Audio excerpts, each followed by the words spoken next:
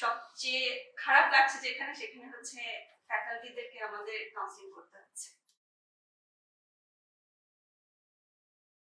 আমাদের এমপ্লয়িরা আনফরচুনেটলি যারা সম্পূর্ণ ফুললি এডুকেটেড এবং আর্নিং বাই দেমসেলফ তারা অগ্রাণ নিচ্ছে। আমরা কাউন্সিলিং শুধুমাত্র স্টুডেন্টদেরকে করছি না, সবচেয়ে খারাপ লাগছে যেখানে সেখানে হচ্ছে ফ্যাকাল্টিদেরকে আমাদের কাউন্সিলিং করতে হচ্ছে। মানে এত বাজে একটা সিচুয়েশন যে ফ্যাকাল্টি আমাদের স্টুডেন্টদেরকে গাইড করবে, সেখানে আমার ফ্যাকাল্টি নিজেই অ্যাডিক্টেড, তাকে আমার রিহাবে সেন্টারে তাকে আমাদের উদ্যোগে পাঠানো হচ্ছে কারণ ফ্যামিলি কন্ট্রোল করতে পারছে না।